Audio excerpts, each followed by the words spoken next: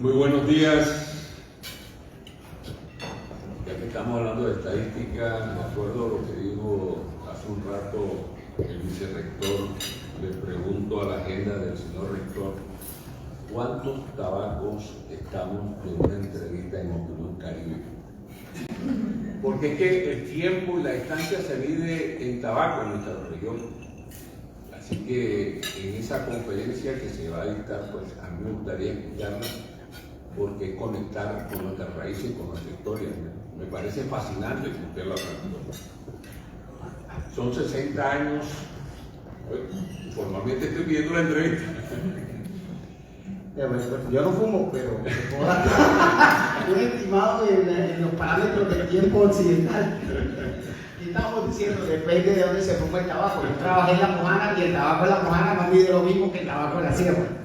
Y el mango de llegar a la zona rural del sur de Bolívar tampoco, si depende del tabaco, si no es la hora del día del tabaco. O sea que sí es una charla muy interesante que se alcanza, que sea, que sí es muy relativo, la medida del tiempo con el tabaco. Excelente enseñar nuestras raíces y este escenario Defendiendo el Territorio, nosotros como medio de comunicación con mucho gusto estamos cubriendo, atendiendo, porque hay que transmitir, no hay que echarle daño a las redes sociales. Gracias a las redes sociales muchos podemos tener socializados los medios de comunicación. Antes tener un periódico implicaba tener una imprenta y no todo el mundo tenía recursos para eso. Opinión Caribe fue un ejercicio periódico impreso que se surgió precisamente gracias a la tecnología que nos permitía tener un periódico impreso sin tener imprenta, sin ensuciarnos de tinta. Y tuve la oportunidad de conocer dónde imprimíamos en la República, en Bogotá, y un mundo fascinante, pero es otro mundo. Pero lo que quiero aprovechar este escenario, señor rector, es que cuando a mí me hablan de feria artesanal, 60 años de siembra,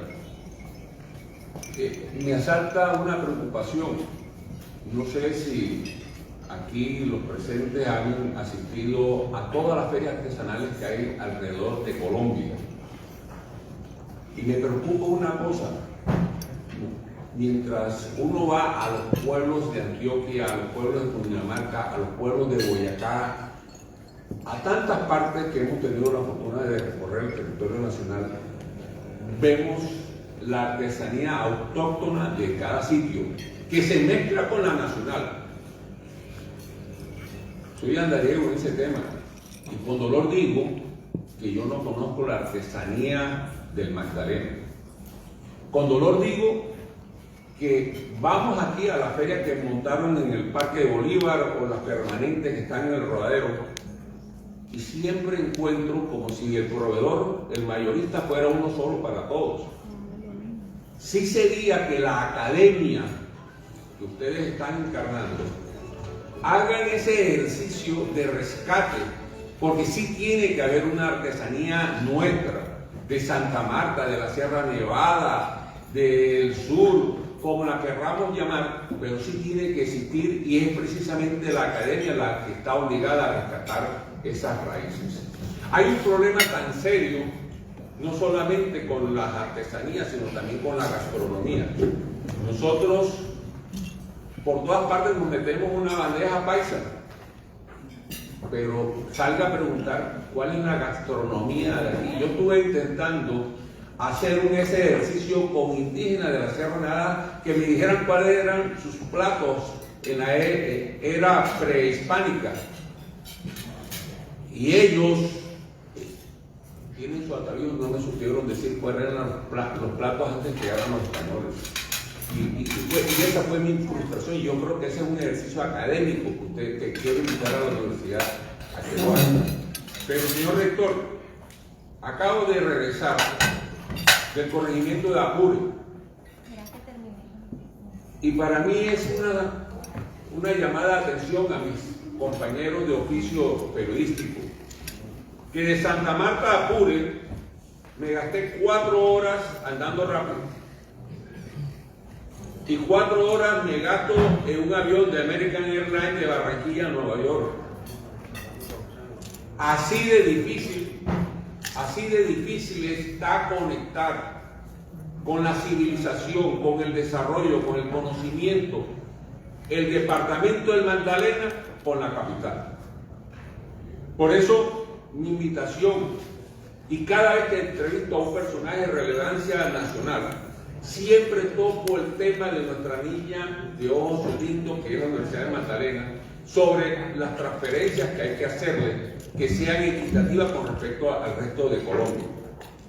Porque necesitamos que la Universidad de Magdalena haga esta reunión que está haciendo allá en Plato, allá en Guamal, allá donde están lejos y están desconectados del conocimiento. Entonces, es mi invitación a que la Universidad de Magdalena también haga presencia más directa sobre estos temas. Muchas gracias. Gracias. Bueno, yo creo que entiendo plenamente la reflexión que es válida en muchos sentidos, que es un tema de identidad. Santa Marta hay otras regiones donde está claramente marcada esa identidad. Evidentemente, yo lo he dicho en varias partes, lo hemos perdido, no sé si la hemos encontrado, estamos perdidos en muchas contradicciones a veces, y creo que a veces hay esa falta de autorreconocimiento, y es muy curioso. Ahora el fin de semana estuve en Taranga haciendo un curso de buceo y hay 14 empresas y ninguna es de un taranguero. La gente de Taranga es la que maneja la lancha, el que lleva el combustible. Tenemos una cantidad de extranjeros que bien, muy bien, pero el otro día estuvimos en Mamatoco, en ese proceso de rescate. Tenemos una convocatoria de rescate y estuvimos en un evento sobre el bollo Tres Puntas. Y el fin de semana pasada estuvieron las matronas de Mamatoco enseñándole a la gente de hotelería de la universidad, porque la universidad también necesita aprender de las comunidades a preparar ese bollo. Vamos a hacer un festival de ese bollo y vamos a tener degustación y venta en la feria precisamente, y vamos a procurar sacarle su denominación de origen y protegerlo, porque es un debate que tienen entre Taranga y Bonga, que si es de Mamatoco o de donde sea. Pero le dije ese día, seguramente algún emprendedor extranjero o callaco está viendo la transmisión de eso y va y registra el bollo Tres Puntas y pone fábrica de bollo Tres Puntas en toda Colombia, y luego en el centro histórico, como pasa en el Calleye. Restaurantes de extranjeros, entiéndonos a nosotros Calleye, comillas sofisticado y gourmet, algo que hemos desayunado toda la bendita vida con machuelo frito o machuelo cocido, o con manguera cocida con guisito, o si no hay solo con guiso, y si no solo con queso, y si no solo con guineo. Y resulta que decía García Márquez, en el mundo están pasando cosas increíbles y nosotros aquí viviendo como los brujos porque no vemos el valor de lo que tenemos, y estamos totalmente de acuerdo. Parte de nuestra tarea es también rescatar, por el programa de hotelería y turismo, eso, y hacer nuestro libro de recetas de la cocina samaria y de los postres y de los dulces nuestros, y ver también cómo se integran con ese mundo moderno. Y yo bromeaba siempre, es decir, nos parece absurdo pensar que cuál es el maridaje ideal, es decir, maridaje es la combinación de licores con ciertas comidas a ciertas horas. Entonces, ¿cuál es el maridaje ideal de una mojarra frita con patacón pisado? Si es un vino blanco o un vino tinto o un cabernet o un vino honor. Y alguien se reía y decía, o sea, quiere decir que entonces nuestra comida no puede combinar con un buen vino. Claro que puede. El punto es que dejemos de pretender ser samarios para pretender ser una mala copia de europeos o de norteamericanos. Entonces, es un tema de fondo de la identidad, pero creo que todos estamos llamados a eso, porque en alguna medida nosotros nos han quitado el orgullo de ser samarios y de recordar las cosas que tienen sentido y que le daban valor a esto. Yo crecí en Gaira, cuando estuve en Mamatoco ese día, en Gaira o en Mamatoco decía, vamos para Santa Marta, como si tuviera que ir a otro lado. Y Mamatoco, Gaira, Taranga tenían sus códigos y sus particularidades. Y yo ayer hablaba con alguien en Gaira, en el gimnasio de COVID, y le decía, tú jugaste en el intercolegial que financiaba Chajón. Y entonces no se acordó y decía, ¿cómo nos vamos a acordar que cuántos futbolistas no salieron gracias a Chajón, que yo pensaba que era un mafioso, porque lo había parado con su poco de cadenas ahí en la 22 con cuarta ahí, donde se paraba ahí, y resulta que no, que era un empleado de banco, que gracias a eso, a sus buenos oficios, cuando los bancos me contaba esto, el doctor Luis Acevedo, pues él, cada vez que alguien llevaba un crédito que necesitaba, él le hacía el 2 y tal, y lo llevaba, pero le pedían los uniformes. Y él financiaba un campeonato intercolegial de toda Santa Marta, cuando en Santa Marta en todos lados había una cancha, empezando por la de los Troncos, que ya hoy no existe. Y entonces, por lo tanto, era fácil que se hubiesen futbolistas porque había muchos lados donde hacer. Y muchos, nuestro único uniforme que tuvimos en su momento fue gracias a un señor que terminó pensionado en el PSA, no sé de qué banco era que trabajaba, pero mucha gente no recuerda esa historia, porque parece que estamos como en la peste del olvido y hay que olvidarse del pasado, porque aquí todo tiempo pasado fue peor, los actuales son los que son mejores. Y yo creo que ni una cosa ni la otra. Hay cosas de una cosa y hay cosas muy buenas que hay que mantener y hay nuevas cosas que hay que generar.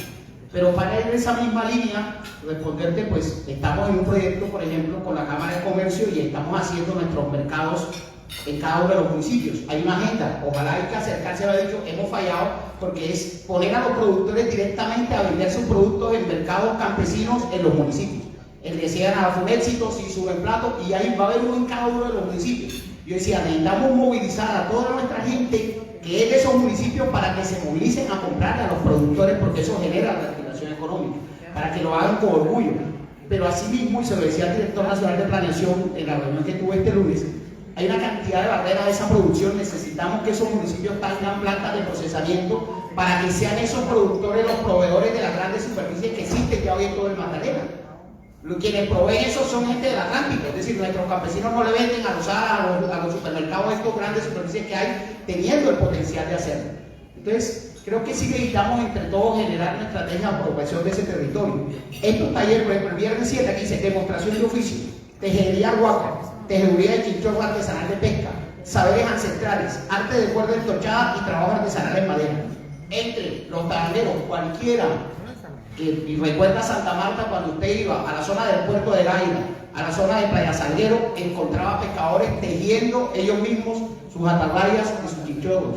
Ese es un arte propio de. ¿Por qué no tenemos réplicas en las oficinas de los chinchorritos, de los cayucos que eran tallados a mano, tallaje de madera? Nuestra gente hacía embarcaciones y eso lo hacían desde hace mucho tiempo atrás. Nuestros indígenas no pescaban, no fritaban el barco en aceite, porque el aceite de este vegetal no lo conocíamos. Era muy probable que lo hiciéramos a lo mejor con aceite de coco o que lo asáramos.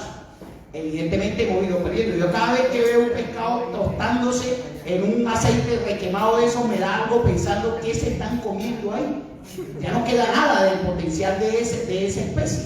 Entonces hemos ido perdiendo en ese camino y la universidad tiene que tener un papel también para ayudar a reconstruir esa memoria, pero la memoria es colectiva. No es solamente de los libros, ni es solamente de los académicos, es colectiva. Y ahí el trabajo también de no dejar perder esa memoria. Nosotros tuvimos un personaje queridísimo que incursionó, es un polímata, el único polímata que tuvimos. Un polímata es alguien que ha contribuido en muchos campos del conocimiento, Armando Lacera. Y los libros más memorables de Armando Lacera eran los libros de las historias de Santa Marta, de los locos de Santa Marta, de las anécdotas. Ahorita en estos 60 años me reencontré con esas que él me contaba de que los estudiantes se venían al edificio de los bancos a estudiar allá porque era el único lugar que tenía luz. Y entonces todos se sentaban alrededor del edificio de los bancos a hacer las tareas. Y esa historia que quedó dando vueltas, si no la escribimos y no la seguimos contando, se va a perder. Hoy tenemos gente que está entusiasmada con la Unión, pero que nunca vio.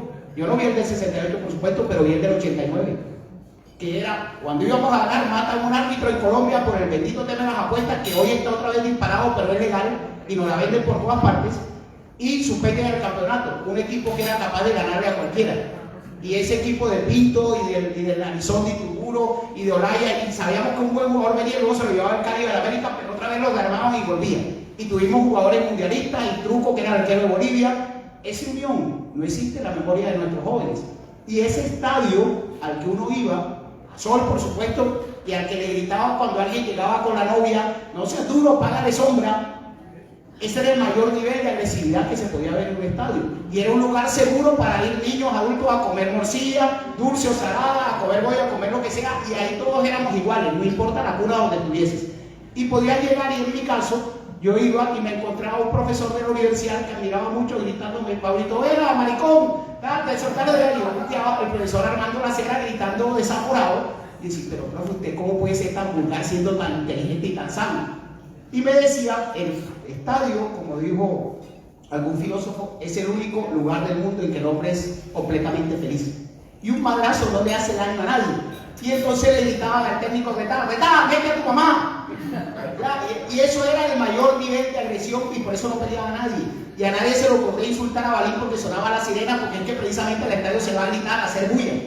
Sí, y respetuosamente o no, pero es que ese era el tono. Entonces, eso lo hemos perdido. Y el insultico de los barranquilleros, que ustedes no saben, no lo voy a repetir en la perspectiva que le decíamos lo que hacían en la playa, lo que lo hacemos todos. Pero entonces, vuelvo y repito, esas tradiciones se van perdiendo.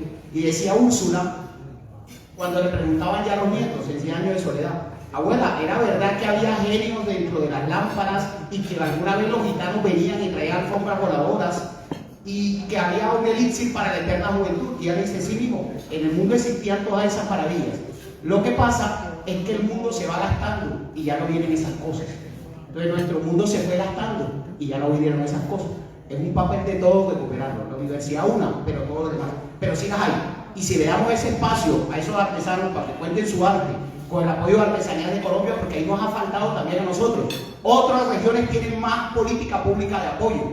Cuando tú hablas de ferias, eso que llaman ferias no son ventas de cosas chinas, estandarizadas. Y entonces me acuerdo otra vez de otro libro, La Caverna, de José Saramago, que dice, ¿qué pasa con el alfarero que le dicen, ya no te compramos más esa artesanía hecha abajo porque en Asia me la están haciendo sintética, más barata? Y entonces empieza la reflexión a decir, claro, ahora en el centro comercial la gente va y tiene el salón de olas artificiales en lugar de ir al mar, el salón de la nieve en lugar de salir a la nieve, la plazoleta de comida en lugar de salir a comer a los restaurantes y a la calle.